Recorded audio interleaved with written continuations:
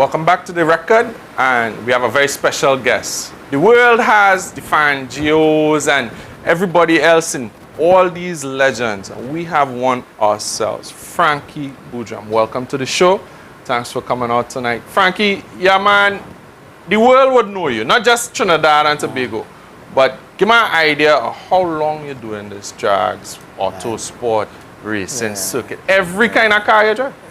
I've done it all. I've driven most different types of cars. Very competitive throughout the whole world. I've been all over. I've been Europe, USA, Puerto Rico, Santo Domingo, Trinidad, Barbados, Guyana. So I've been all around. I've been around. Dennis, and I've been doing it since I was like 21.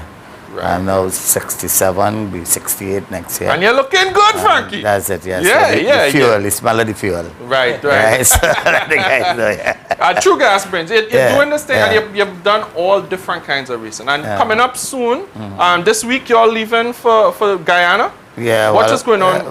What's happening? I'm very impressed with the new management of the association, the Autosport Association. And I want to give them full support. We have a young team going to Guyana. I've been there, have lap records there, one after the other. So I think I know the surface really good. I know the track. I want to go work with these guys. Not so much to win, because it really doesn't matter. I've won over 400 races in my career. And I just want to give them the support and kind of put Trinidad back out there, because I'm hoping with all the sweet talk from the ministers that something is positively going to happen with motorsport. So I'm looking forward to that. Right. So what was that event about? How we getting involved in this? Right. Guyana normally have one of the biggest events in the Caribbean, which is the Caribbean Championship every year. It starts in Jamaica, moves to Barbados, and then Guyana have the last leg. It used to be Trinidad when we had Wallerfield. Right. We have now lost that. We can't tote, but that's right. But we will still get a little tobacco for it. Yeah. Over the years, we had Ravi Singh, who have been representing us through the bad days when we didn't have much circuit cars. race. Circuit racing. Right. What level of modified? We have up to Group 4 cars, which is fully modified. Fully modified chassis, body, suspension, full engine, roots, everything. Right. That's right. So we have a team of 7 drivers taking part on that event, and we have one of the best set of drivers right now in the Caribbean. Right. So Frankie is leading the team with his experience and going out there and showing the younger guys, what it is, and how to do it. Right. For the how much time, Frank? About how much time you're winning Guyana? About during the break, we were talking about a series that I want to throw back a little bit on. A B13 race series. Right. This was like what, the mid-90s, somewhere around there. So. Just about 1994. Right, around the mid-90s, right? A lot came out of that. Well, what I saw from the younger guys who couldn't afford to have a car, right? I got involved in that and thought, well, listen, I love the sport, as I said, doing it all my life. It's part of me, motorsport, it's in me. And I invested in 16 cars, all identical. And then I was able to create sponsors from like EJ Lounge. We had every sponsor inside there. B-Mobile. We had not B-Mobile. We had Mobile One. Yeah. All the oil companies. So we had all the cars sponsored. Fantastic. We had TV6, all the cranes and everything. So it was just like a big international event.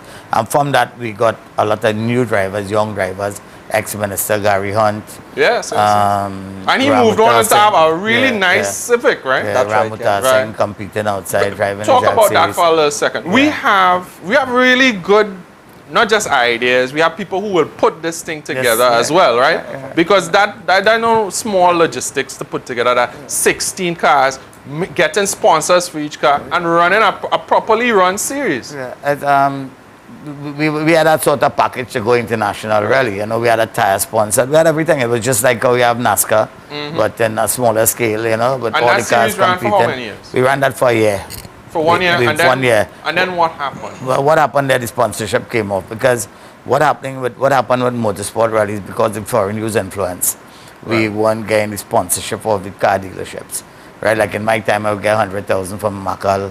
My car in Jamaica, racing movie, I will get a car engine flying from England, British Airways. That's the sort of support I had in my time.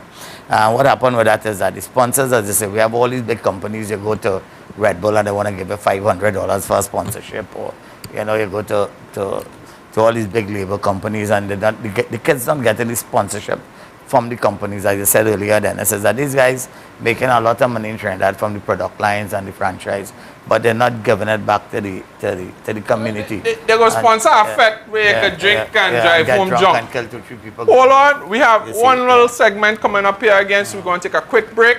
We'll be right back on the record.